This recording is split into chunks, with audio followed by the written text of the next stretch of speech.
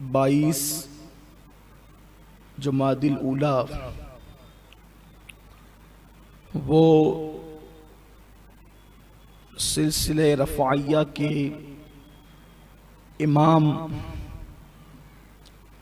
امام الاولیاء قدوۃ الاصفیاء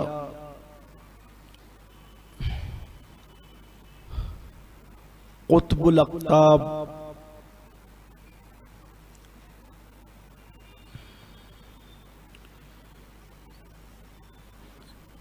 شہنشاہ اقلیم ولایت سیدی مرشدی سیدنا سید احمد کبیر رفاعی رحمت اللہ تعالی علیہ کے اور سے سراپا قدس کا دن تھا، اور جیسا کہ آپ جانتے ہیں کہ یہ اپنی روایت ہے کہ کسی بھی بڑے بزرگ کا دن ہفتے بھر میں جب آتا ہے تو ان کی سوانح اور ان کی زندگی پر کچھ معروضات پیش کیے جاتے ہیں تاکہ پتہ چلے کہ ان بزرگوں کی شان کا عالم کیا ہے۔ اللہ پاک کا ارشاد ہے، اے ایمان والو اللہ سے ڈرو اور سچوں کے ساتھ ہو جاؤ۔ صرف یہی نہیں کہا کہ سچے ہو جاؤ، بلکہ فرمایا سچوں کے ساتھ ہو جاؤ۔ سچے ہونا بڑا مشکل ہے، تو کم سے کم سچوں کے ساتھ ہی ہو جاؤ۔ اور جب تک انسان سچوں کے ساتھ نہیں ہوگا اس وقت تک وہ سچا بھی نہیں ہوگا۔ اس لیے کہ کئی مرتبہ اس آیہ کریمہ کی تشریح اور تفسیر آپ نے سنی ہوگی کہ سچوں کے ساتھ ہونے کا مطلب جو سچے یہاں مراد ہے، تو سچے سے مراد صرف یہی نہیں کہ وہ سچ بولتا ہو، وہ سچ بولتا بھی ہو یعنی زبان کا سچا ہو، پھر صرف زبان کا سچا نہیں ہو بلکہ وہ دل کا بھی سچا ہو، اور وہ صرف دل کا سچا نہیں ہو بلکہ وہ عمل کا بھی سچا ہو، اور صرف عمل کا سچا نہیں ہو بلکہ وہ عقیدے کا بھی سچا ہو، وہ عقیدے کا صرف سچا نہیں ہو بلکہ وہ سچے راستے پر چلتا بھی ہو۔ اور اسی سچوں کی جماعت کو جماعت اولیاء کہتے ہیں۔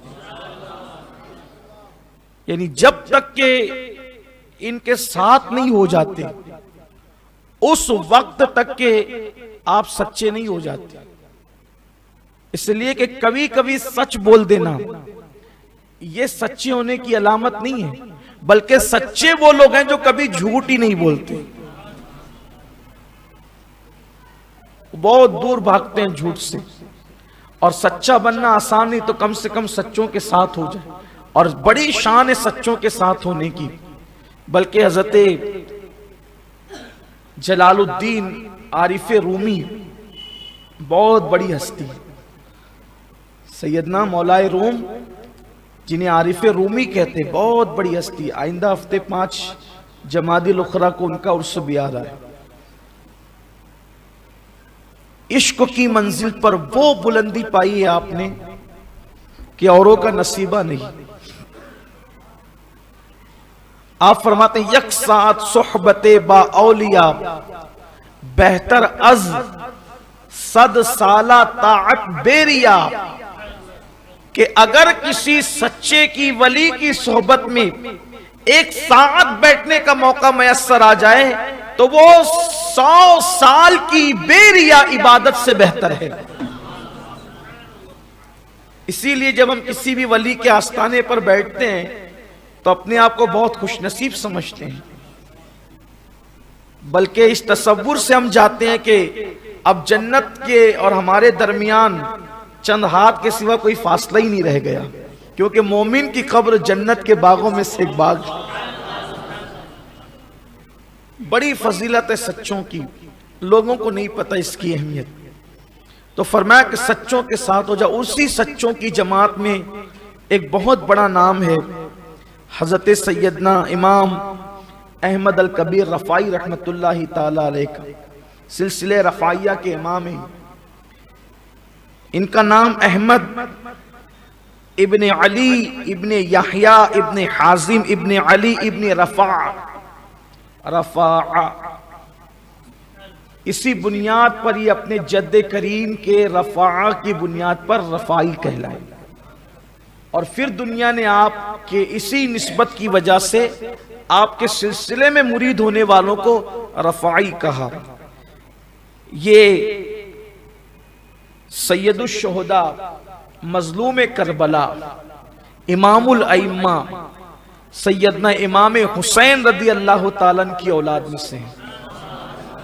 اور جیسا کہ آپ بار بار سنتے رہتے ہیں کہ جتنے بھی بڑے ولی ہیں یا تو حسنی ہے یا تو حسینی ہے، اور اکثر تو حسنی حسینی نجیب الطرفین ہے، یعنی قدرت نے چن لیا ہے خاندان نبوت کو اچھے اچھے لوگوں کی پیدائش کے لیے، اور کیوں نہ ہو، وہ خاندان اتنا اچھا ہے کہ اسی خاندان کے لیے اور صرف اسی خاندان کے لیے اللہ نے آیہ تطہیر نازل فرمائی، پورے خاندان کے لیے آیہ تطہیر نازل فرمائی، اور اللہ تبارک و تعالیٰ نے ان کو پاک کر لیا۔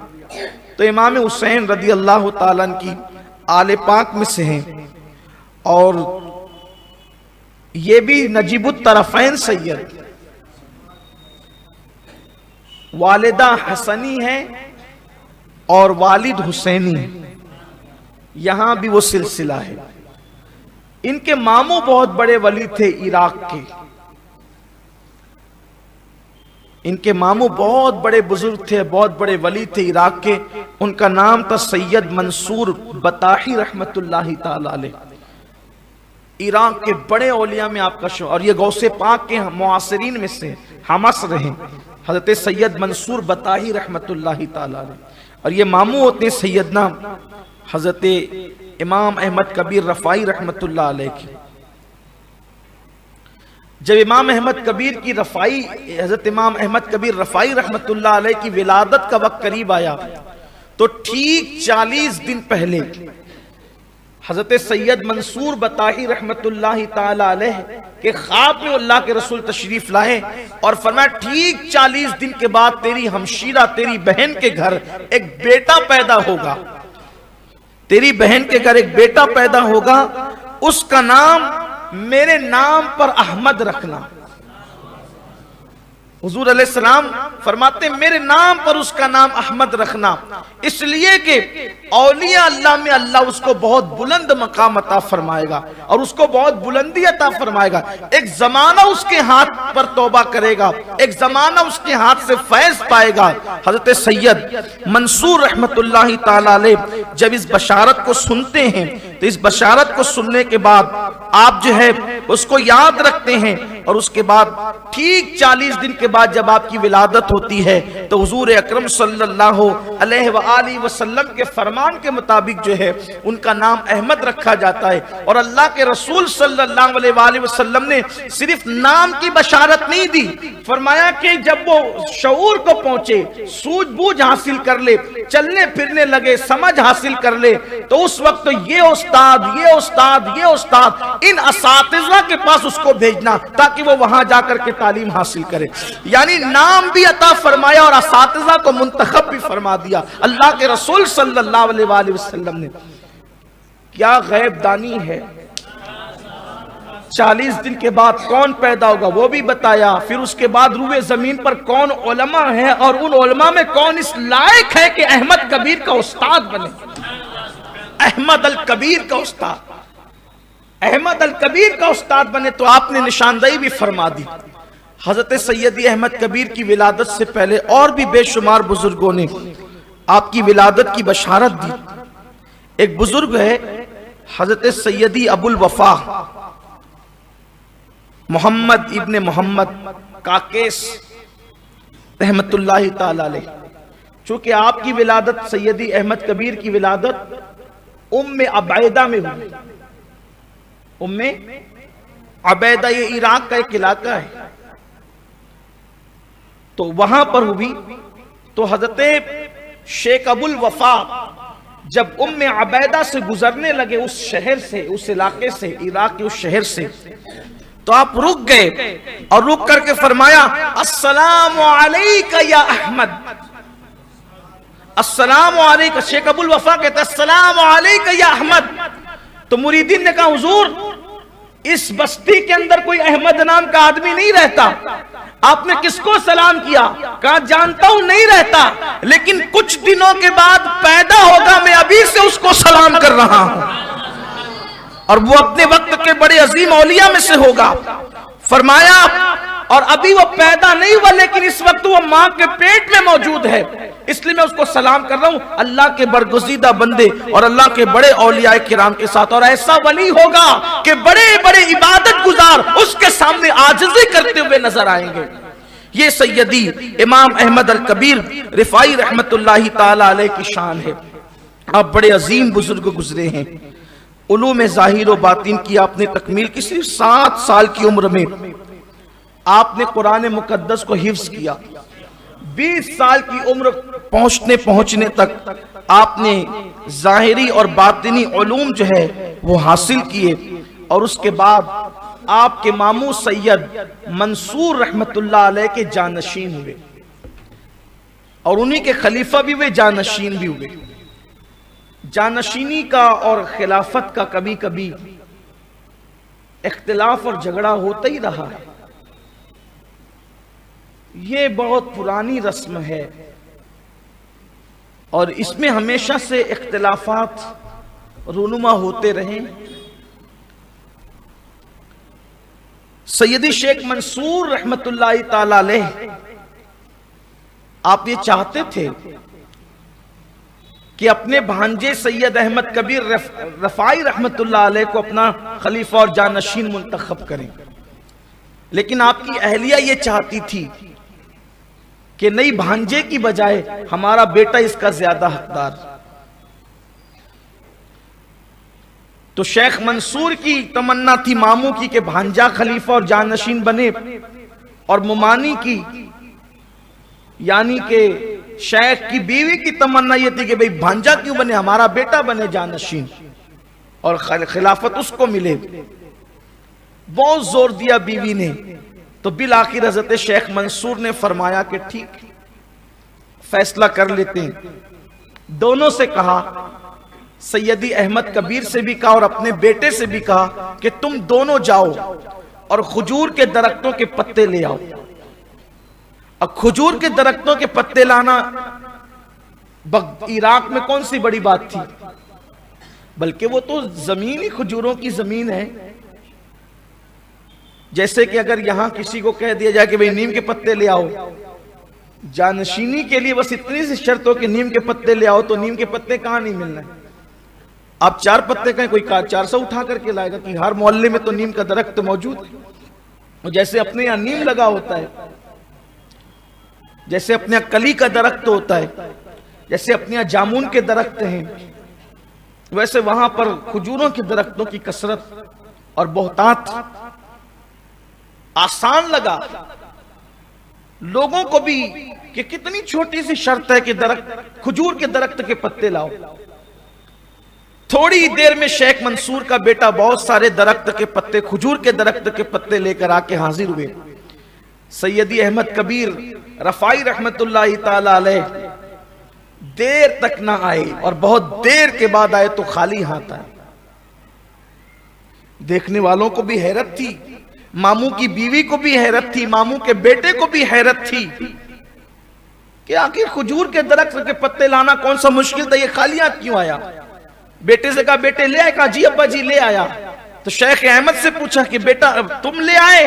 کہا سرکار کیسے لاتا، جس درخت کی طرف نظر کرتا اس پتے سے ذکر الہی کی آواز سنتا، جس درخت کی طرف نگاہ کرتا ذکر الہی کی آواز سنتا، تو جو پتا ذاکر خدا ہو اس کو میں درخت سے جدا کیسے کر دوں؟ تب آپ نے بیوی سے فرمایا دیکھو یہ فرق ہے میرے بھانجے میں اور تمہارے بیٹے میں، اس لیے جانشینی کا حقدار یہ ہے۔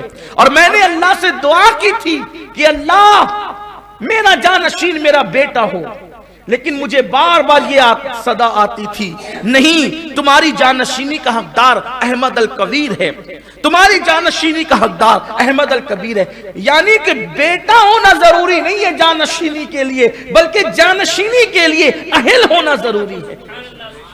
تو حضرت سیدی احمد کبیر الرفاعی رحمت اللہ تعالی علیہ کو جو ہے وہ پھر جانشین مقرر کر دیا گیا، اور 28 سال کی چھوٹی سی عمر میں آپ کے ماموں جان نے آپ کو خلافت و اجازت عطا کی اور اپنا جانشین مقرر کیا، اور پھر انہی ایام میں اسی سال میں آپ دنیا سے تشریف لے گئے۔ سید احمد الکبیر کے ماموں اور حضرت پھر سید احمد کبیر رفاعی رحمت اللہ علیہ اپنے ماموں کی خانقاہ میں ان کے جانشین کی حیثیت سے جو ہے وہ آپ نے مخلوق خدا کی خدمت انجام دی۔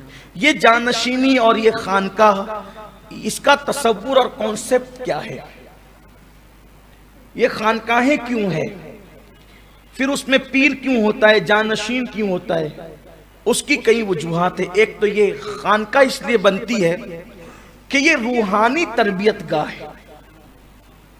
جیسے ظاہری علوم کے لیے دارالعلوم بنائے جاتے ہیں، ویسے باطنی علوم، جیسے ظاہری علوم ہے ویسے باطنی علوم ہے۔ اب یہ باطنی علوم کیا ہے؟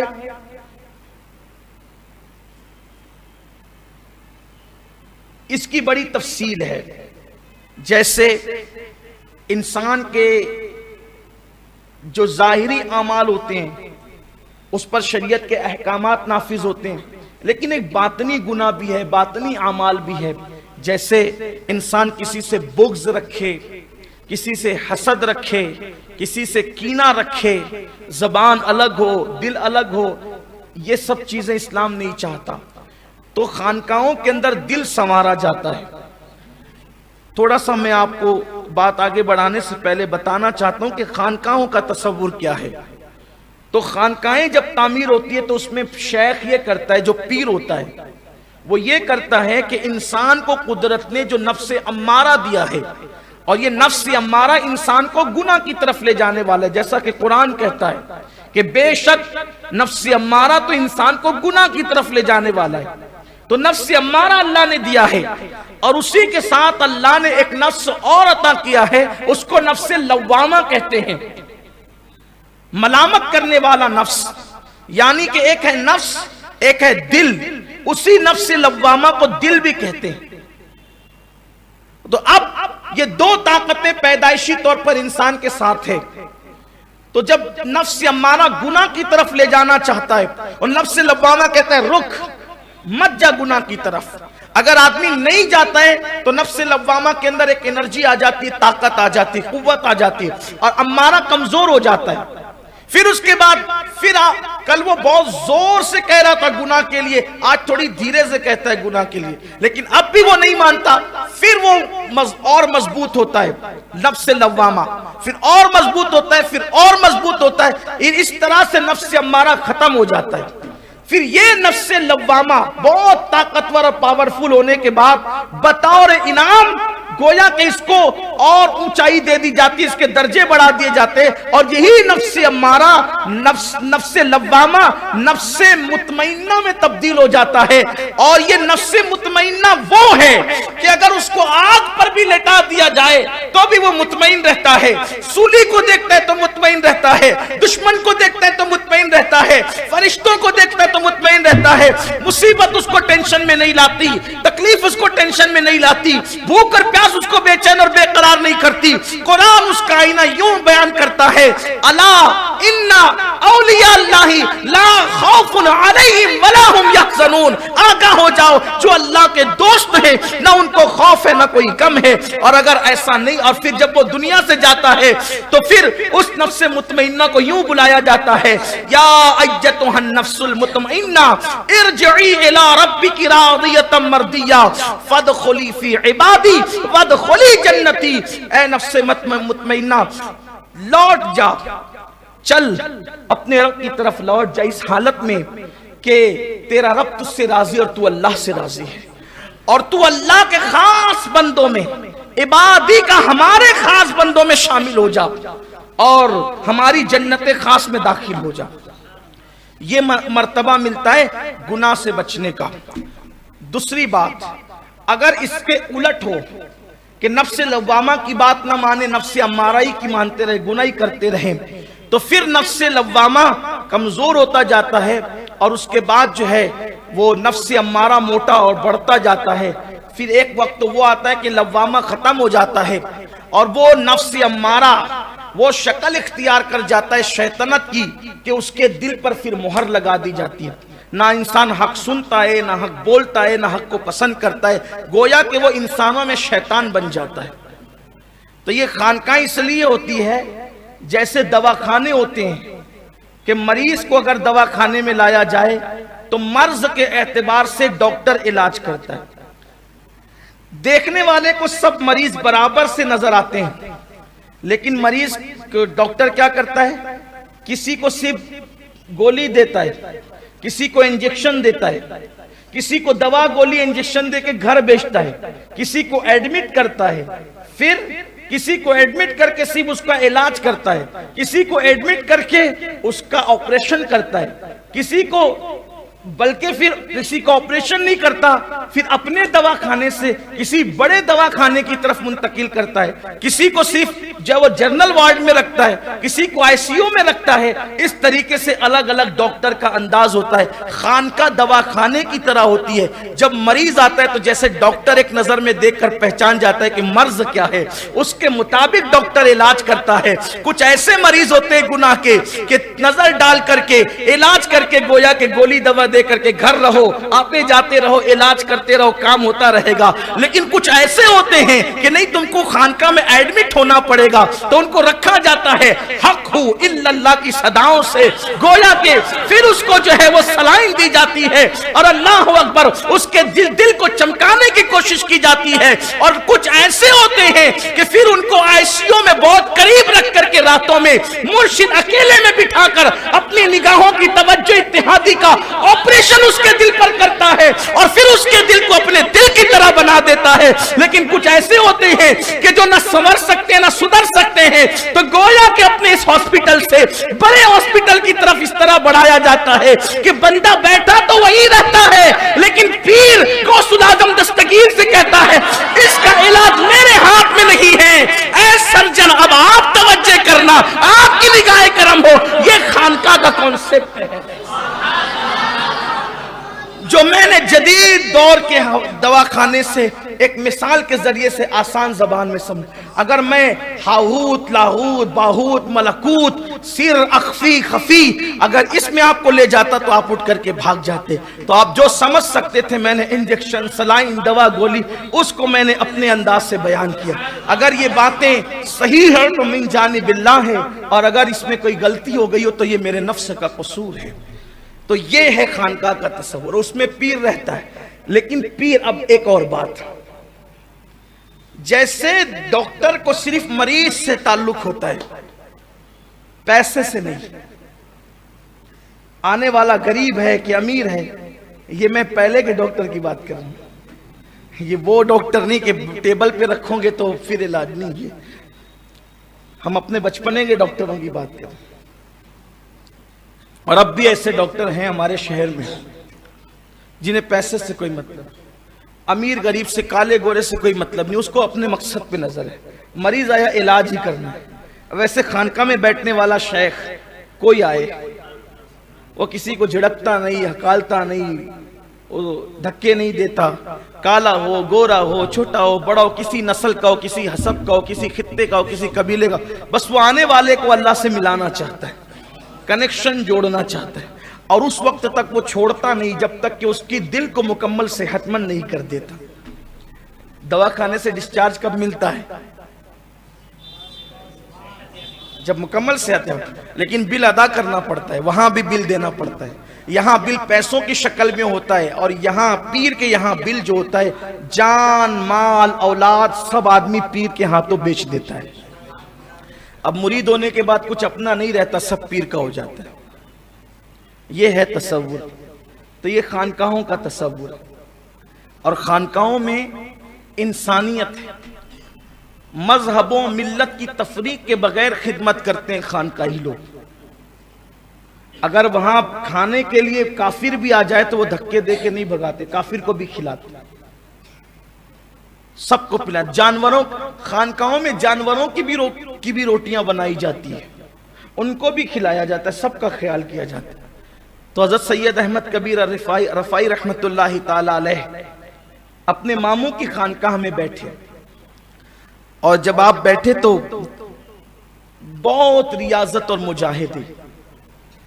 اب آدمی سب عبادت کر، دیکھیے عبادت اس وقت ہو رہی ہے لیکن ریاضت نہیں ہو رہی۔ یہ ریاضت کیا ہے؟ اور عبادت سے جو نہیں ملتا وہ ریاضت سے ملتا ہے، لیکن ریاضت نہیں ہو رہی۔ ریاضت آسان نہیں ہے، کہ ریاضت کہتے ہیں اپنے نفس کو کچلنا۔ نفس کہے نئے کپڑے تو کہا نہیں، نئے کپڑے نہیں، پرانے پہنے۔ سیدی احمد کبیر رفائی رحمت اللہ علیہ ایک ہی ڈریس رکھتے تھے، صرف ایک، پوری زندگی ایک ہی رکھتے تھے، دوسرا نہیں رکھتے تھے۔ اور جب وہ لباس دھونا ہوتا تھا تو بدن پر ایک کپڑا باندھ لیتے تھے اور دریا میں اتر کر کے اس کو دھوتے تھے، اور پھر پہن کر کے دھوپ میں کھڑے ہو کے اسی کو سکھا لیتے۔ یہ ریاضت کے دن ہے۔ ریاضت کے دن جب گزر جاتے ہیں تو پھر زندگی الگ ہو جاتی ہے۔ جیسے ہمارے مرشد حضور غوث پاک، ان کے بارے میں ملتا ہے کہ روز نیا لباس پہنتے تھے، لیکن ریاضت کے دنوں میں تو ان کے بدن پہ بھی کپڑے نہیں تھے۔ یہ ریاضت ختم ہونے کے بعد کی بات ہے، یہ جو روزانہ نیا لباس ہے نا، یہ ریاضت ختم ہونے کے بعد کی بات ہے۔ ورنہ جن دنوں وہ ریاضت کرتے تھے غوث پاک، وہ فرماتے کہ میرے بدن پہ ایک لنگی رہتی تھی، اوپر تو کرتا بھی نہیں رہتا تھا، میرے پیر میں چپل تک نہیں رہتا تھا، میں تو جنگلوں میں گھومتا تھا، بھٹکتا تھا۔ غوث پاک فرماتے ہیں کہ جو ریاضت میں نے کی اگر وہ پہاڑوں پہ ڈال دی جائے تو پہاڑ جو ہے وہ اپنی جگہ سے ہل جائیں، ریزہ ریزہ ہو جائے، پگھل جائے پہاڑ۔ درخت کی پتیاں کھائی میں نے، برسا برس تک میں نے اناج کبھی نہیں دیکھا، اوپر کا کرتا میرے بدن پہ نہیں ہوتا تھا۔ یہ ریاضت کے دن تھے۔ ریاضت آسان نہیں، لوگوں کو ولی بننے کا بڑا شوق ہے۔ ہمارے شہر میں ایک بہت بڑے پیر صاحب تشریف لائے تھے، لوگ سمجھتے ہیں کہ ولایت جیسے حلوہ ہے، اور پیر صاحب بہت حق گو تھے، کسی کی رعایت نہیں کرتے تھے، دنیا سے تشریف لے گئے، اللہ ان کے مزار پہ رحمت فرمائے۔ حسنی حسینی سید تھے، آتے تھے 8-8 10-10 دن رکتے تھے۔ اب پیر صاحب 8-8 10-10 دن رکتے تھے تو لوگ آتے بھی تھے، بیٹھتے بھی تھے، تو کچھ دیڑھ ہوشیار لوگ بھی آتے تھے۔ ایک صاحب نے کہا پیر صاحب سے کہ حضرت میں چاہتا ہوں کہ ولایت مل جائے، جس نیت سے بھی کہا ہوگا، میں چاہتا ہوں کہ ولایت مل جائے۔ انہوں نے اپنی جیب سے 5 روپے نکالے اور نکال کے فرمایا بابو اگر کہیں ملیے تو تم بھی لے لو اور ہمارے لیے بھی لا کر کے دے۔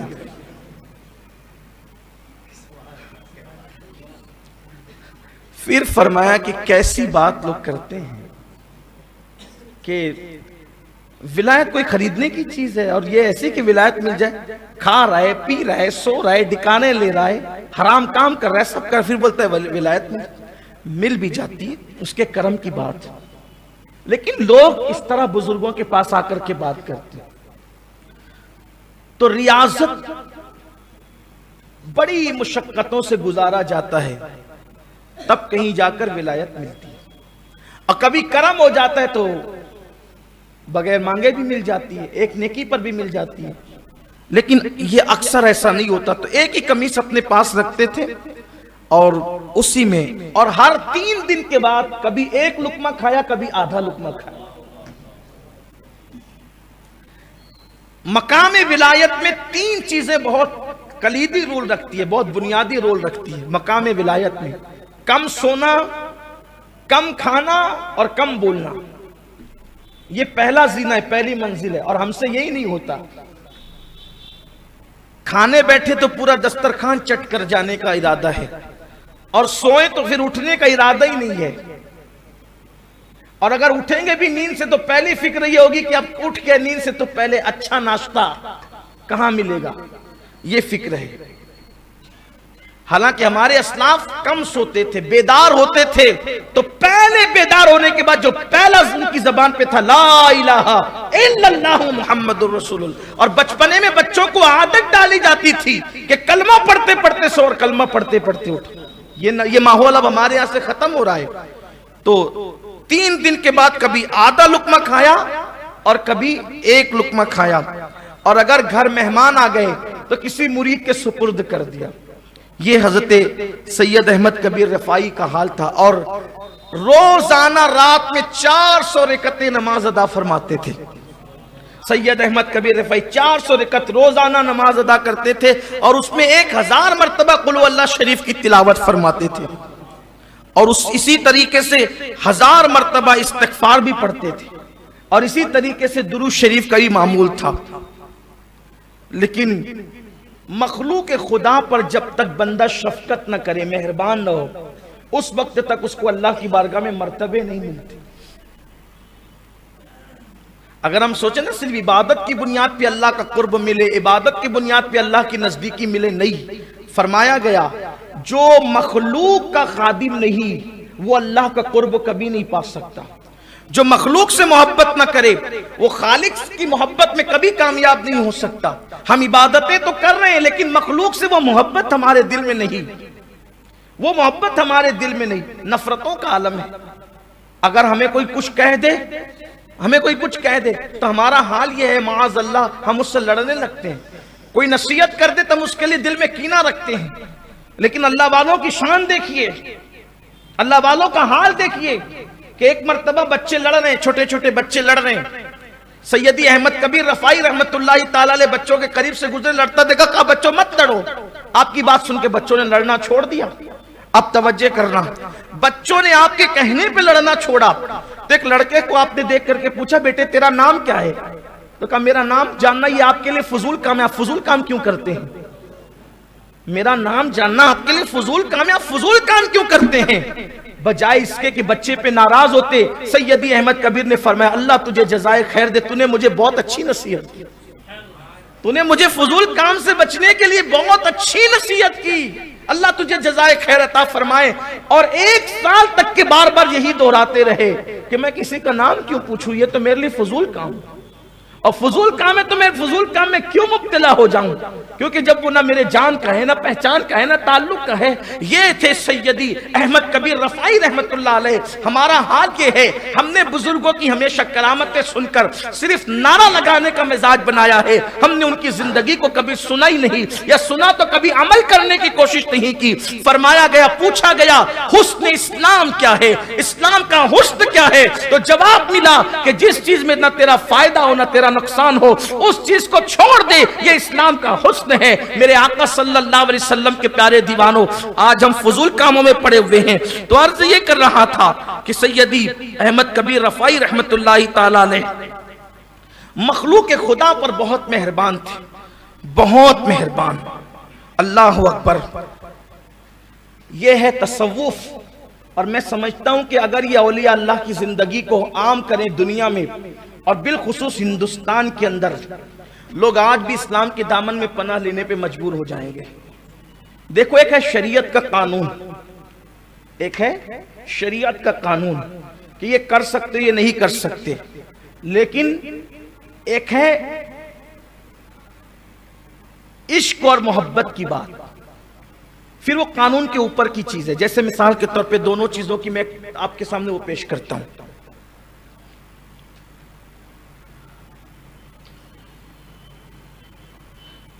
شریعت کہتی ہے کہ اگر کوئی تمہاری گردن پہ تلوار رکھ کے کھڑا ہو جائے اور بولے کہ بول کلمہ کفریہ، کفریہ کلمات بول، شریعت کہتی ہے کہ اجازت ہے جان بچانے کے لیے، اگر دل ایمان پہ مطمئن ہے تو بول سکتا ہے، مگر عشق کہتا ہے نہیں، مر جا لیکن نہ بول. ٹھیک، یہ ہے. سمجھ گئے آپ اس کو؟ اب آئیے دیکھیے، یہ جو صوفیہ نا، صوفیہ یہ تو شریعت کے پابند ہوتے ہی ہیں، لیکن ساتھ ساتھ یہ عشق کو اپنا امام بناتا ہے. جو شریعت کو چھوڑ دے وہ تو صوفی ہو ہی نہیں سکتا. جو شریعت کو چھوڑ دے وہ تو صوفی ہو ہی نہیں سکتا. صوفی وہ ہوتا ہے جو شریعت پر عمل کرے اور پھر اس کے بعد وہ عشق کی منزل کی طرف بھی فائز ہو. جیسے شریعت کہتی ہے احناف کے مطابق مغرب کی 3 فرض پڑھو اور 2 سنت پڑھو, نفل پڑھو یا نہ پڑھو, لیکن عشق کہتا ہے نفل بھی پڑھ, اور صرف وہ 2 نفل نہ پڑھ بلکہ پھر اوابین بھی پڑھ. یہ ہے شریعت کی طرف سے اجازت ہے. نماز ہو جائے تو مسجد سے نکل جاؤ, عشق کہتا ہے یار کا گھر نہ چھوڑو. تو شریعت تو مسجد میں بلا رہی ہے, نماز کی اجازت اور حکم دے رہی ہے. اب کوئی ایسا صوفی ہو کہ وہ مسجد ہی میں نہ آئے. ارے کم سے کم مسلمان ہونے کے لیے اتنا تو تیرے لیے ضروری ہے کہ تو مسجد میں آئے. اور صوفی بننے کے لیے اس سے بڑی منزل ہے کہ عشق پر بھی تیرا عمل ہو.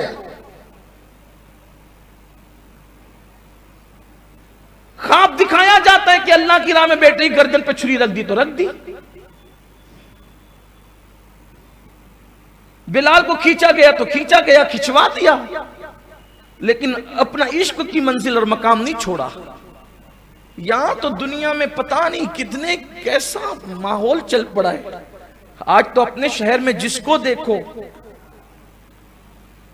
دیکھو وہ طریقت کا لمبردار بنا ہوا ہے.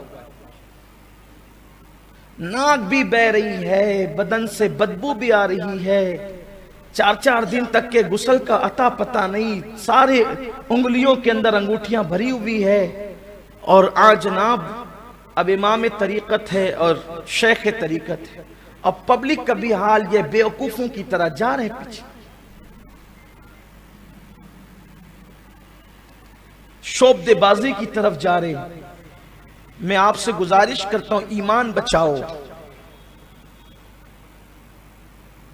نماز کے اوقات میں بیڑی پیتے ہوئے ہوٹلوں پہ بیٹھے ہوتے ہیں, آتے تک نہیں مسجد کے اندر. صوفی وہ ہے یار جسے دیکھو تو خدا یاد, چپ رہے تو خدا کی یاد دلا دے, اور بولے تو خدا کی یاد دلا دے, بیٹھے تو خدا کی یاد دے. جن کے چہرے اور کپڑے دیکھ کر گھنا ہے, جو اپنے کپڑے صاف نہ رکھ سکے وہ اپنے دل کیا صاف رکھیں. کیا دین کو سنیت کو کہاں لے کر چلے لوگ.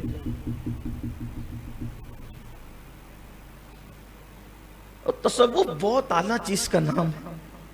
کسی نے کہا تھا اور بہت خوبصورت بات, کسی نے کیا, میرے امام اہل سنت نے فرمایا کہ شریعت زینے کا نام ہے اور طریقت بالائے بام یعنی ٹیرس پہ کھڑے رہ کر یار کا مشاہدہ کرنے کا نام. جو زینے پر ہی نہیں آیا وہ ٹیرس پر کیا جائے.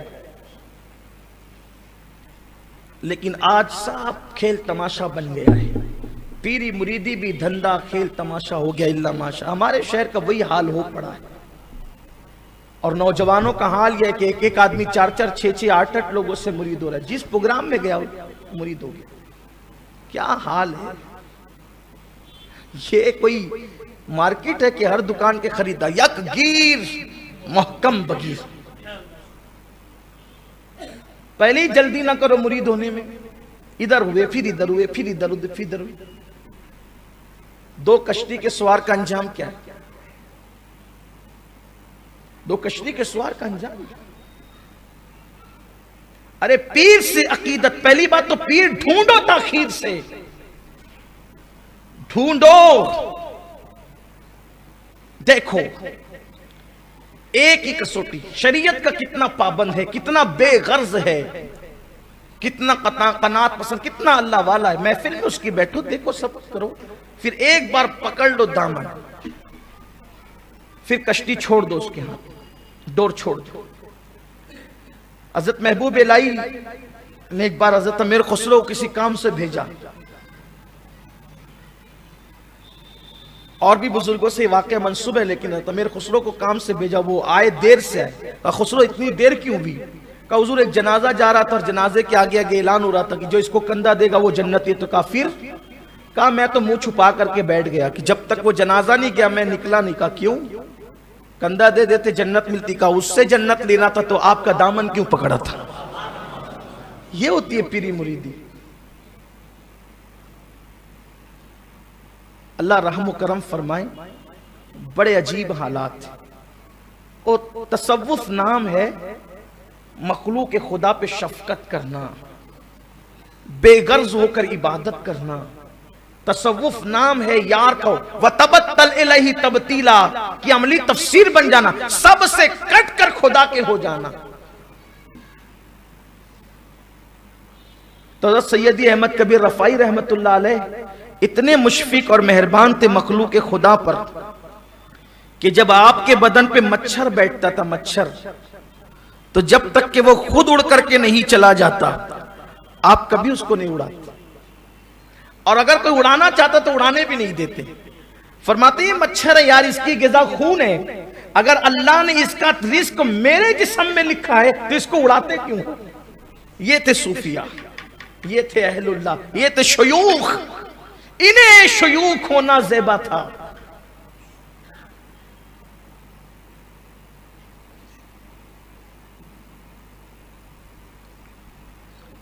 اگر دھوپ میں چل رہے ہو اور دھوپ میں چلتے چلتے جسم کے کسی حصے پر جو سایہ پڑ رہا ہو وہاں اگر کوئی ٹڈی بیٹھ گئی اس کو کبھی اڑانے نہیں دیا، بلکہ عالم یہ تھا کہ ایک مرتبہ آپ نے دیکھا کہ ام عبیدہ کے اندر ایک کتا ہے جس کو کھجلی کی بیماری ہو گئی. سید احمد کبیر رفاعی کی بات، کتے کو کھجلی، اور کتے کو کھجلی ہوتی ہے بڑی بھیانک ہوتی ہے، انسانی کو کھجلی بڑی بھیانک ہوتی ہے، لیکن انسان کو کھجلی ہو تو اس سے نفرت نہیں کرنا چاہیے.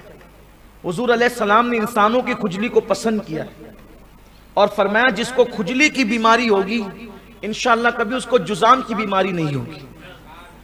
یہ کھجلی انسان کو جزام سے بچاتی، لیکن اللہ رحم فرمائے سب کو بچائے. کھجلی سے بھی بڑی بہت دنوں تک رہتی ہے، بہت اذیت ناک بیماری، اس پر اجر بھی ہے، ثواب کی بشارت.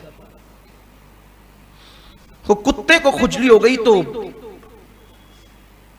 ام عبیدہ والوں نے اس کتے کو باہر کر دیا شہر سے، شہر میں آنے نہیں دیتے تھے. تو سیدی احمد کبیر رفاعی رحمت اللہ علیہ اس کتے کے لیے جہاں وہ کتا رہتا تھا وہاں کھانا لے جاتے تھے، اور اس کتے کو جب کھجلی ہوتی تھی تو کپڑا رکھ کر کے اس کو حرکت دیتے تھے، یعنی اس کھجلی میں اس کی مدد فرماتے تھے، اور اس کے لیے دوا کا انتظام کرتے تھے، اس کو نہلاتے تھے. حتیٰ کہ اللہ تبارک و تعالیٰ نے اس کتے کو تندرستی عطا فرما دی. جب تک وہ کتا تندرست نہیں ہو گیا اس وقت تک برابر اس کی خارج زدہ کتے کی خدمت کرتے رہے سیدی احمد الکبیر رفاعی رحمت اللہ. آپ تھوڑا یہاں سوچئے، غور کیجئے کہ اللہ کے اولیاء کتوں کی بھی بیماری کو نظر انداز نہیں کرتے تھے. یہاں تو اگر سگا بھائی بیمار ہو، بیوی بیمار ہو، ماں باپ بیمار ہو، پڑوسی بیمار ہو، ہم ان کا بھی خیال نہیں کرتے. یہ ہے تصوف، یہ اللہ والوں کی تعلیمات ہے جس کو ہم بھلا بیٹھے، فراموش کر گئے. اور اتنا ہی نہیں بلکہ جو ام عبیدہ میں آپ کے شہر میں جو کوڑی لوگ رہتے تھے، کوڑی سمجھتے ہیں نا، جن کو سفید داغ ہو جائے. آج کل تو معاذ اللہ اگر کسی کو سفید داغ ہو جائے تو لوگ اس کا مذاق اڑاتے، دیکھو یار اس کو سفید داغ ہو گیا، اس کو کوڑ ہو گیا. نہیں، کبھی کسی کی بیماری کا مذاق اڑانے کا ہمیں حق نہیں. کچھ لوگ کہتے ہیں اپنے کیے کا بھر رہا ہے، نہیں کہیں، پتہ نہیں ہماری زندگی میں ہماری تقدیر میں کیا لکھا ہے. آدمی کو بڑی بات کہنا زیبا نہیں دیتا، انسان کو بڑی بات کہنا کبھی کوئی کسی کو کوئی بیماری ہو جائے دعا کرو اللہ اس کو شفا دے، اپنا کام نہیں ہے. اور خدا جانے اس کو عذاب کے طور پہ ہے یا اللہ اس کے درجات بلند کرنا چاہتا ہے. بہت سارے اولیاء اللہ ایسے ہوئے ہیں، توجہ کرنا، بہت سارے ولی ایسے ہوئے ہیں کہ جو عبادت نہ کر سکے اور اللہ نے ان کو ولی بنانا چاہا تو پھر ان کو مرض دے دیا، انہوں نے مرض پہ صبر کیا، صبر کی برکت سے ولی ہو گئے. اسی لیے کسی کو کوئی مرض ہو آپ اور ہم کبھی اس کا مذاق نہ اڑائیں. اور ورنہ یاد رکھیں اگر آپ نے کسی کے مرض کا مذاق اڑایا تو اس پر وعید ہے، جب تک کہ تم اس مرض میں گرفتار نہیں ہو جاتے اس وقت تک تمہیں موت نہیں آئے گی. عورتوں میں یہ بیماری بہت عام ہے، اللہ اس کو یہ ہو گیا اور اس کو وہ ہو گیا، اور پھر کہتی ہے اللہ توبہ، مگر اس نے تو اپنے کیے کا بھر رہی ہے۔ توبہ کرتے جاتے ہیں اور غیبت کرتے جاتے ہیں، توبہ کرتے جاتے ہیں۔ یہ کیا ناٹک ہے؟ یہ عورتوں کا اپنا مزاج ہے گناہ کرنے کا، لیکن اب وہ مردوں کے اندر بھی آ رہا ہے۔ مرد تھوڑا سا اوپر ہو گیا، اللہ رحم و کرم فرمائے سے شروع کرتے ہیں اور پھر غیبت تو کرتے ہی۔ تو کم سے کم ہم کسی کی بیماری کا مذاق نہ اڑائیں۔ تو حضرت احمد کبیر رفاعی رحمت اللہ علیہ، دیکھو یہاں آپ نے دیکھا کہیں پانی پر چلنا، ہوا میں اڑنا، بغیر کوئلے کی چائے بنانا، کبھی دیکھا یہ سب سید احمد کبیر رفاعی کی زندگی میں؟ پیسوں کی برسات کرنا، یہ سب کیا؟ اللہ والوں کی یہاں یہ چیز نہیں ہے۔ وہ تو یہ کہتے ہیں کوئی ہوا میں اڑا تو کیا کام کیا، مکھی اور مچھر سے بڑا کوئی کام نہیں کیا، کیونکہ مکھی اور مچھر بھی تو ہوا میں اڑتے ہیں، چیل کوے بھی ہوا میں اڑتے ہیں۔ ہوا میں اڑنا کوئی ولایت نہیں، پانی پر چلنا کوئی ولایت نہیں، کیونکہ یہ تو مچھلی اور کیکڑے بھی کرتے ہیں۔ یہ کام ہے خارش زدہ کتے کی خدمت، یہ ولیوں کا کام ہے۔ بدن پر مچھر بیٹھے اس کو اڑنے نہیں دینا، یہ اولیاء اللہ کی کیا ہے؟ تو مچھر ہے لیکن اللہ کی مخلوق ہے، اگر وہ مجھ سے روزی لے جاتا ہے تو لے جائے، یار کی مرضی اسی میں تو ہے۔ ایک ولی سے کسی نے پوچھا، توجہ کریں آپ، کیا اولیاء کی فکر ہے۔ ایک ولی سے کسی نے پوچھا کہ ولی مر جاتے ہیں، یعنی انتقال فرما جاتے ہیں، موت آتی ہے، وصال ہو جاتا ہے، تو قبر میں ان کا جسم سلامت ہے؟ تو کہا بالکل رہتا ہے۔ کہا آپ تو اتنے بڑے ولی ہیں، آپ کا بھی رہے گا؟ فرماتے ہیں کہا لیکن میں نہیں چاہتا کہ میرا جسم سلامت رہے۔ کہا کیوں؟ کہا میں تو یہ چاہتا ہوں کہ کیڑے کھا جائیں۔ کہا حضرت لوگ تو دعا کرتے ہیں کہ جسم سلامت رہے، آپ کہتے ہیں کیڑے کھا جائیں۔ کہا نادان، میں تو کسی کے کچھ کام زندگی بھر نہ آ سکا، اگر مرنے کے بعد کیڑوں کے کام آ جاؤں تو اس سے بڑی عبادت کیا ہوگی۔ یہ فکر تھی اولیاء اللہ کی، یہ اللہ والوں کی وہاں تک تو اپنی فکر جا بھی نہیں سکتی۔ جو اصل دین تھا وہ کتابوں میں مقید ہو گیا، جو اصل فکر تھی وہ کتابوں میں قید ہو گئی، اور ہوا میں اڑنا، پانی پہ چلنا اور یہ کرنا وہ کرنا، یہ شعبدے بازیاں سب شروع ہو گئی۔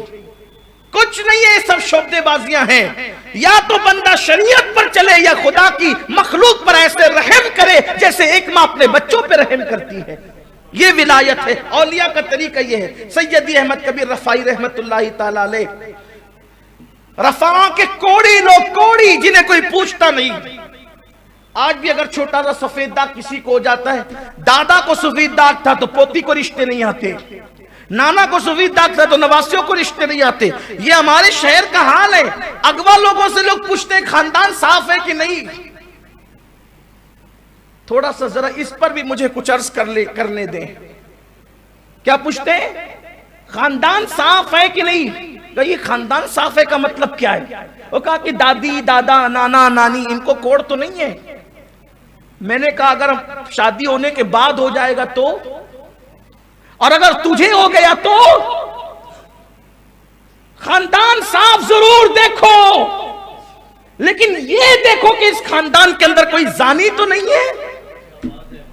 زانیوں کی بیٹیاں لا رہے ہو، گستاخان رسول کی بیٹیاں لا رہے ہو اور کہتے ہو خاندان صاف ہے کہ نہیں۔ ارے کون سے کون سا خاندان خراب ہوتا ہے؟ اس کی قسمت میں تا ہو گیا، کوئی ضروری ہے کہ باپ کو ہوا تو بیٹی کو بھی ہوگا، دادا کو تھا تو پوتی کو بھی ہوگا۔ یہ گندگی نکال دو، یہ گندگی نکال دو۔ خاندان صاف ضرور دیکھو، یہ دیکھو بدعقیدگی سے صاف ہے کہ نہیں، بدعملی سے صاف ہے کہ نہیں، حرام کاروبار سے صاف ہے کہ نہیں، یہ صفائی دیکھو۔ یہ کیا کوڑ کی صفائی؟ زانی کی بیٹی چلے گی، شرابی کی چلے گی، کبابی کی چلے گی، نبی کے دشمن کی چلے گی، اور کوڑ جس کے گھر میں تھا اس کی نہیں چلے گی۔ اور میں نے دیکھا ہے جس نے بھی خدا کی قدرت کو اور اس کے غضب کو چیلنج کیا، بعد میں ان کے خاندانوں میں بھی ہوا، میں نے اپنی آنکھوں سے دیکھا۔ اور جس نے کسی ایسے مریض کی کہ دل ٹوٹنے سے بچانے کے لیے سر پہ ہاتھ رکھ دیا، قدرت نے ایسے دائیں بائیں سے نوازا کہ اس کے وارے نیارے ہو گئے۔ قدرت قدرت ہے، اور بیماری کسی کو بھی ہو سکتی۔ یقیناً کوڑ کی بیماری ہے، خطرناک ہے، لیکن لگنے والی بیماری نہیں ہے، اس لیے کہ ہمارا ایمان ہے نہ کوئی بیماری متعدی ہے نہ موروثی ہے، یہی ہم کہہ رہے ہیں شروع سے۔ ہاں اگرچہ ہم لوگوں کا مذاق بھی اڑایا گیا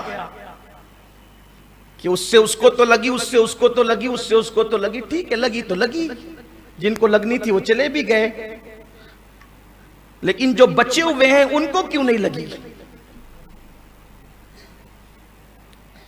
جس مسافے سے گناہ جھڑ جاتے ہیں اس مسافے میں جراثیم کیسے آ جاتے ہیں میرے سمجھ میں نہیں آ رہا ہے۔ جو مسافہ جراثیم اور گناہ جھاڑ دے، کیا رسول اللہ کا فرمان نہیں کہ جب دو مومن آپس میں ملتے ہیں تو جدا ہونے سے پہلے وہ گناہوں سے پاک کر دیے جاتے ہیں؟ ارے ہاتھوں کا ملنا جب گناہوں کو ختم کرتا ہے تو دلوں کا ملنا کیا کرتا ہوگا؟ لیکن لوگ تو چاہتے ہی نہیں نا کہ نہ ہم ہاتھ ملائے نہ دل ملائے، ملن نہیں چاہتے، یہ ظالم ملن نہیں چاہتے، یہ تو ظلم ہی چاہتے ہیں۔ اور اسلام ملنے کا مذہب ہے۔ دیکھو ہمارے ملنا ہی ملنا ہے، بچہ پیدا ہو خوشی کے موقع پہ ملو، ختنہ ہو ختنہ کے بہانے ملو، عقیقہ ہو عقیقہ کے بہانے ملو، 5 وقت کی اذان ہو نماز کے بہانے ملو، جمعہ کا دن ہو نماز جمعہ کے بہانے ملو، میت ہو جائے تو بھی بھاگو مت جنازہ کے بہانے ملو، تعزیت کے بہانے ملو۔ بلکہ میرے آقا صلی اللہ علیہ وسلم فرماتے ہیں اگر کسی کا میت ہو جائے، اگر کوئی بندہ 2 جملے میں اس کی تعزیت کرے کہ اللہ تجھے صبر دے، میت کی مغفرت فرمائے، میرا اللہ اسی تعزیت کی وجہ سے اس بندے کو جنت کا لباس پہنائے گا۔ یعنی بس اسلام ملانے کا کام کر رہا ہے، ملتے رہو، حیات لے کے چلو، کائنات لے کے چلو تو سارے زمانے کو ساتھ لے کے۔ ہمارے ہاں نکاح بھی چوری چپ کے نہیں ہو سکتا، نکاح کے موقع پہ ملو، نماز بھی چوری چپ کے نہیں، افضل العبادات ہے، چوری چپ کے نہیں ہوگی، مسجد میں آ کے پڑھو۔ ابھی جماعت کا ذکر قاری اختر صاحب فرما رہے تھے، 27 درجے بڑھا دی گئی جماعت کا ثواب، آ کے یہاں پہ ملو پڑھو۔ پھر اس کے بعد الگ الگ خاندان کے ہو، الگ الگ خطے کے، الگ الگ قبیلے کے ہو، ایک پیر سے مرید ہو جاؤ تو پیر بھائی کی شکل میں ملو، ایک استاد کے شاگرد ہو تو استاد بھائی کی شکل میں ملو، ملتے ہی رہو۔ اور اس کے بعد قبر میں چلے گئے تو قیامت کے دن ملو، وہ بھی ملنے کا ہی دن ہے۔ پھر قیامت سے ہٹے تو پھر جنت میں ملو، اور ایسے ملو کہ پھر کبھی جدائی نہیں ہو سکتی، ملنا ہی ملنا ہے۔ ہمارا مذہب جدائی کا نہیں، ہمارا مذہب تو ملن کا مذہب۔ لیکن بڑا نقصان یہ ہوا کہ جو ملن کا مذہب تھا اس کو جدائی کا کر دیا گیا۔ تو حضرت احمد کبیر رفاعی رحمت اللہ علیہ اپائجوں کے پاس جاتے تھے، کوڑیوں کے پاس جاتے تھے، ان کو کھانا کھلاتے تھے اور ان کے ساتھ بیٹھ کے کھانا کھاتے تھے۔ حالانکہ ایسی احادیث بھی ہے کہ کوڑی سے ایسا بھاگ جیسے شیر سے بھاگتا ہے۔ اس کی تشریح اور لا عدوہ والی حدیث، اور اس میں ہمارے محدثین نے یہ تطبیق کی ہے کہ دراصل بھاگنے کا حکم ان کو ہے جن کے ایمان کمزور، کہ کہیں ایسا نہ ہو کہ نہ بھاگا اور قسمت میں لکھا تھا ہو گئی تو بولا کہ اس سے ملنے سے ہی ہوئی، تو کہیں جا تو بھاگ، تیرے بھاگنے میں ہی عافیت ہے۔ لیکن جو مضبوط ایمان والے کا بیٹھ، بستر پہ بیٹھ، تیری برکت سے اس کے جراثیم مریں گے، تجھے تکلیف نہیں ہوگی۔ اور ہے اللہ والے، خدا کی قسم ہے اللہ والے ایسے جن کی برکت سے بلائیں جاتی ہیں، ہمارے ہیں ان کو ابدال کہتے ہیں۔ تو آپ کوڑیوں کے پاس بیٹھ کے کھانا کھاتے تھے اور بطور عاجزی ان سے کہتے تھے دعا کرو، کیونکہ جن کے دل اتنے ٹوٹے ہوئے ہوں کہ لوگ ان کے دلوں پہ نشتر لگا دیتے تھے، کہتے ہیں کہ آپ دعا کر، دعا لیتے تھے، ان کے جسم کے میل صاف کرتے تھے اور ان لوگوں کے ساتھ اپنا وقت گزارتے تھے۔ اور فرمایا کرتے تھے کہ اگر بیمار کئی میل کے فاصلے پر ہے تو بھی اس کی عیادت کے لیے جاؤ، اس سے ملنے کے لیے جاؤ۔ نابینا کو راستہ پار کرا سکتے تو آپ فرماتے نابینا کو راستہ پار کرا دو، کیونکہ جو نابینا کو راستہ پار کرا دے اللہ اس کو پل صراط پار کرائے گا۔ تو احمد کبیر رفاعی رحمت اللہ تعالی علیہ راستے میں رک کر نابینا لوگوں کو ڈھونڈتے تھے کہ کون نابینا ملے تاکہ میں اس کو راستہ پار کرا دوں۔ یہ اپنے مذہب کی تعلیم ہے۔ اور عمر رسیدہ لوگ جو بڈھے ہو جاتے ہیں نا، بوڑھے جن کو ہم کہتے ہیں، ہمارے مالیگاؤں کی زبان میں بڈھے جو ہو جاتے ہیں، بوڑھے لوگ، ان کا بہت ادب کرتے ہیں۔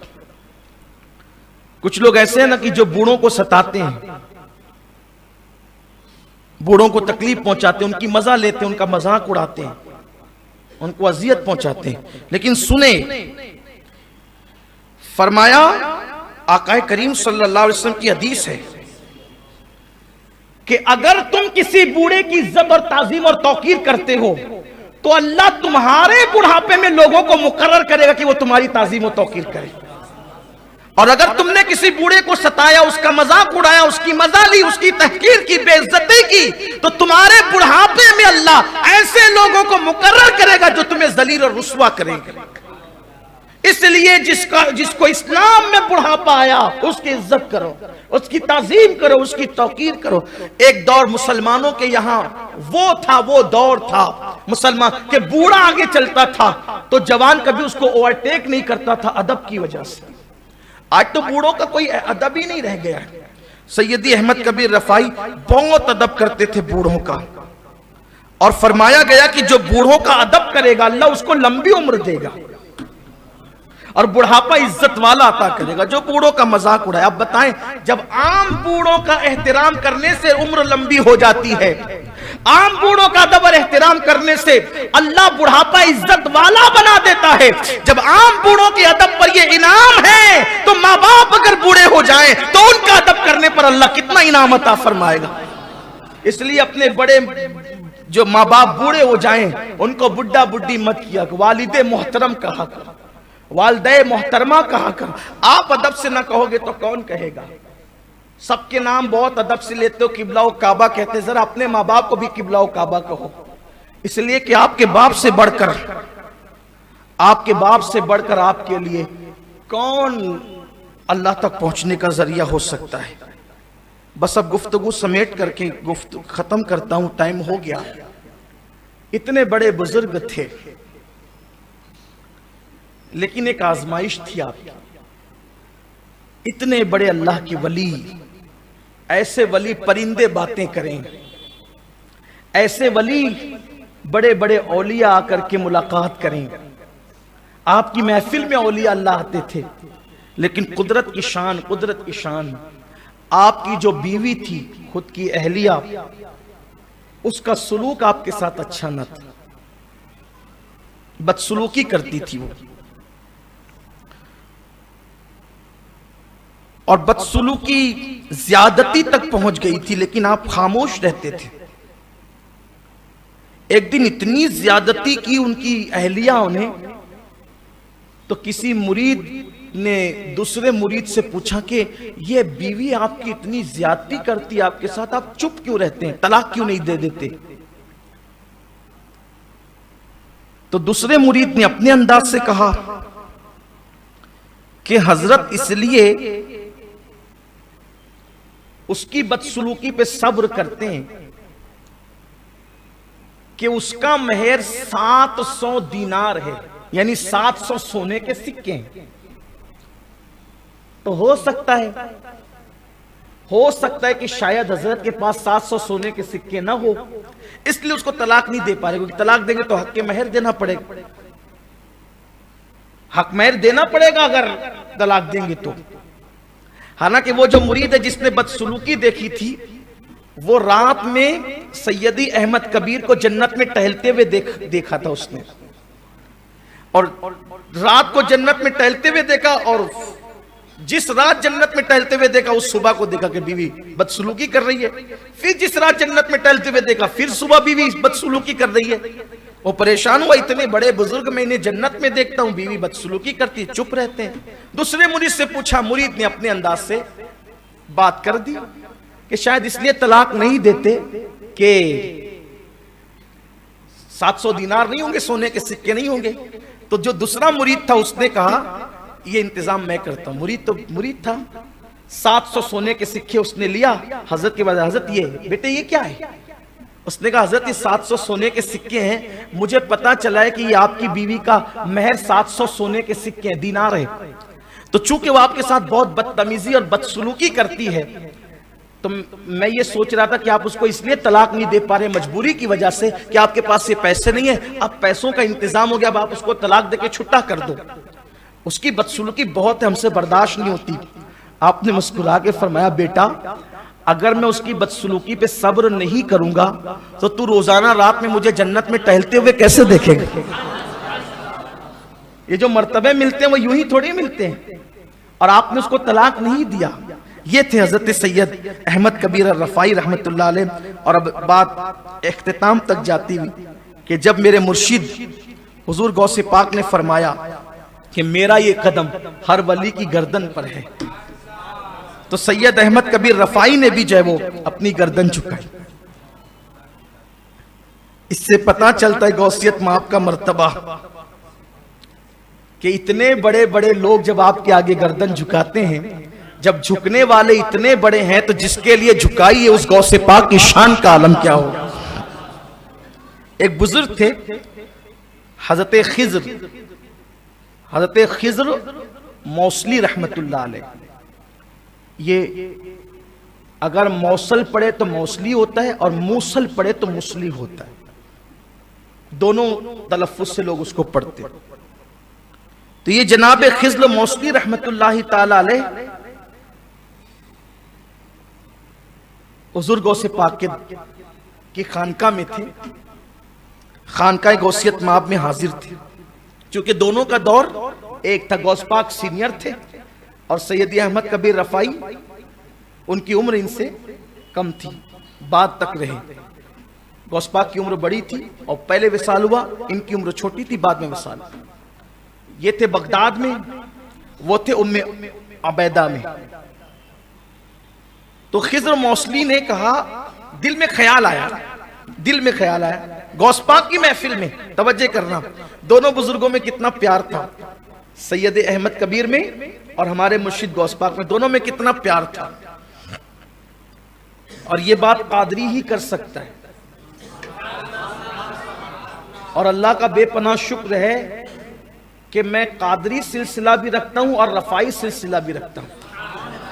اس لیے بہت اعتدال کی بات کرتا ہوں. جو کبھی کبھی کچھ لوگ صرف رفائی ہوتے ہیں، سب رفائی ایسے نہیں ہوتے. جو صرف رفائی ہوتے ہیں وہ کبھی بہت ایسی بات کر جاتے ہیں کہ ان کو ایسا لگتا ہے کہ غوث پاک بہت دور. اور جو صرف قادری ہوتے ہیں بعض لوگ، پھر وہ کبھی جو ہے وہ سیدی احمد کبیر کو نیچا دکھانے کی کوشش کرتے ہیں. ہمارے یہاں کوئی نیچا دکھانے کی بات، جس کا جو مرتبہ ہے وہ ہے. حالانکہ میں اللہ کی توفیق سے، اس کے کرم سے بہت خوش نصیب ہوں. اس معاملے میں ہے تو بہت گرا پڑا بد عمل، لیکن خدا جانے کہ کیسے کرم کی باتیں ہیں. 4 کتب پورے دنیا میں، 4 کتب عربہ جسے کہتے ہیں، کتب عربہ. ایک غوث پاک، ایک سید احمد کبیر رفائی، ایک سید احمد بدوی، ایک سیدی ابراہیم دسوقی. ان کو کتب عربہ کہتے ہیں. اور خوش نصیبی میری ہے کہ چاروں کے سلسلے میں مجھے خلافت ملی. چاروں کے. میں دسوقی بھی ہوں، بدوی سلسلے کی برکتیں بھی میرے پاس، اور چشتیت تو سراپا اپنا رنگ ہے پھر الحمدللہ. اسی لیے جب بھی میں بزرگوں کا ذکر کرتا ہوں تو اس اعتبار سے کہ کوئی مرشد ناراض نہ ہو جائے، اس لیے کہ فیض تو سب سے لینا ہے. لیکن یہ بات ہے سیدی احمد بدوی کا مرتبہ اپنی جگہ، سرکار دسوقی کا مرتبہ اپنی جگہ، سرکار رفائی کا مرتبہ اپنی جگہ، مگر سرکار قادریت مزرعِ چشت بخارا و عراق و اجمیر، کون سی کشت پہ برسا نہیں جھالا تیرا، اور سر بھلا کیا کوئی جانے کے ہے کیسا تیرا، اولیاء ملتے ہیں آنکھیں وہ ہے تلوہ تیرا.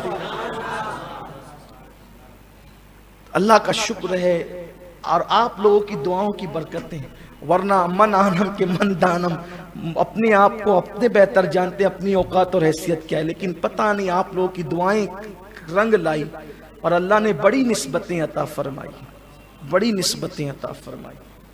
اللہ بس اس نسبتوں کو آخری دم تک قائم رکھے، دخول جنت تک قائم رکھے، اور اس کے فیوز و برکات اللہ مجھے بھی دے اور آپ سب کو نصیب فرمائے۔ تو حضرت خضر موصلی نے دل میں خیال کیا کہ غوث پاک کو تو دیکھ لیا، غوث پاک کاش کہ ایک مرتبہ حضرت احمد کبیر رفاعی کو بھی دیکھ لوں۔ صرف سوچا، میرے مرشد غوث پاک نے کہا احمد کبیر کو دیکھنا ہے؟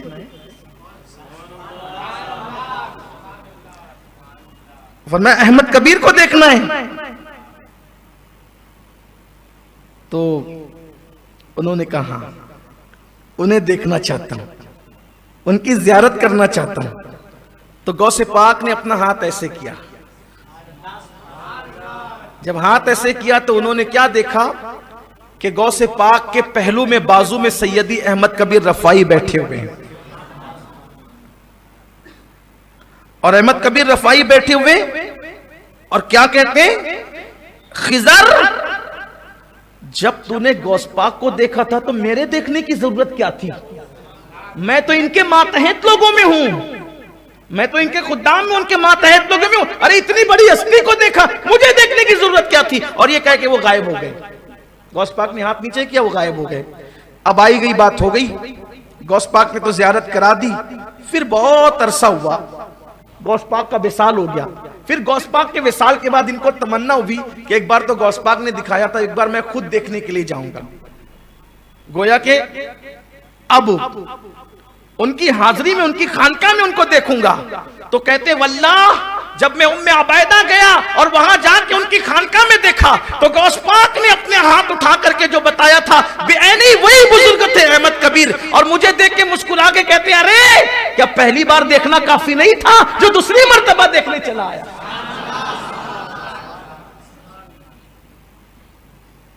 یہ سرکار احمد کبیر رفاعی رحمت اللہ علیہ کی ذات ہے۔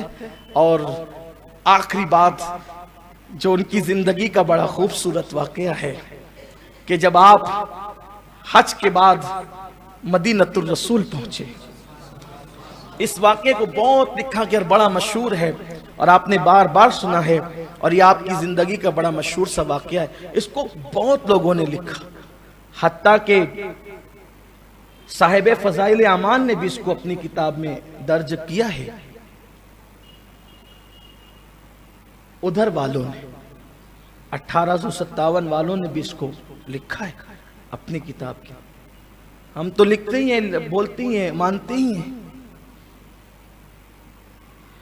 لیکن ان کی گردن پہ تلوار اس طرح جاتی ہے کہ وہ ایک طرف کہتے ہیں کہ نبی مر کے مٹی میں مل گئے، پھر دوبارہ مسافے کی بات بھی کرتے ہیں۔ تو جو مٹی میں مل گیا وہ مسافہ کرنے کیسے آ گیا، جو مسافہ کرنے وہ مٹی میں کیسے مل گیا؟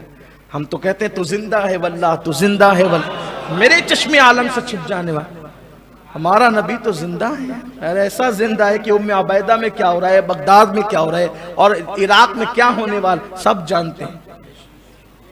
سرے آئینہ سنتے ہیں، پسے دیوار سنتے ہیں، ان کی شان ہی ہے، وہ ہر جگہ دیکھتے ہیں، اللہ نے انہیں وہ آنکھیں دی ہے، وہ کان دی ہے۔ ارے جب ولی کے کان ایسے ہیں کہ اللہ فرماتا ہے کہ میں ان کے کان بن جاتا ہوں، ان کی آنکھ، جب ولی کے کان اور آنکھ کا یہ حال ہے تو نبی کے کانوں کا حال کیا ہوگا، وہ کان لالے کرامت کا حال کیا ہوگا، وہ نگاہوں کا عالم کیا ہوگا۔ تو سیدی احمد کبیر رفاعی جب حج کے بعد مدینۃ الرسول گئے تو اپنے نانا جان کی بارگاہ میں سلام کیا، السلام علیک یا جدی، تو وہ جواب دیا وعلیک السلام یا ولدی، اے میرے بیٹے تم پر بھی سلام۔ بہت لوگ سلام کرتے ہیں، جواب تو سب کو ملتا ہے لیکن سنائی کتنے لوگوں کو دیتا ہے؟ یہ ایک بڑے کرم کے ہیں فیصلے، یہ بڑے نصیب کی بات ہے۔ وہ عشق کی منزل بھی چاہیے، وہ قربانیاں بھی چاہیے، وہ مقبولیت بھی چاہیے۔